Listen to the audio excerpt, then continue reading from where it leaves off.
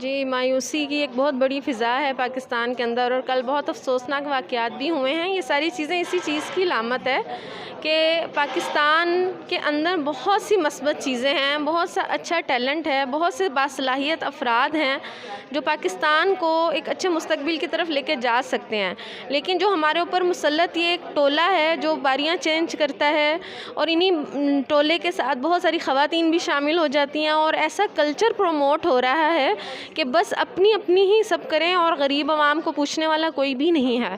تو اس لیے ہم اس موقع پر پورا ایک اس سسٹم کے خلاف ہم چاہتے ہیں کہ کوئی اٹھے، کوئی آواز بلند کرے، اور الحمدللہ جماعت اسلامی ایک 1941 سے کام کر رہی ہے، ابتدا سے پاکستان کے کام کر رہی ہے، ہر گلی محلے میں اس کا کام ہے۔ آپ کراچی جا کر دیکھیں، اس وقت کراچی میں جتنے ٹاؤن کونسلز میں جماعت اسلامی کے چیئرمین ہیں، وہاں کی حالت بدل کے رہ گئی ہے۔ ہم چاہتے ہیں کہ پاکستان کی حالت ایسے ہی بدل کے رہ جائے۔ ہم اپنے بچوں کو اس نظام کے اندر اور اس سسٹم کے اندر سسکتا تڑپتا ہوا نہیں چھوڑ سکتے ہیں، لہٰذا ہم اپنے بچوں کے مستقبل کے لیے یہ سارا سٹرگل کر رہے ہیں، اس پاکستان کے لیے سٹرگل کر رہے ہیں، اور ہمیں امید ہے کہ یہ اجتماع عام ہماری قوم کو بہت امید دے گا انشاءاللہ تعالی۔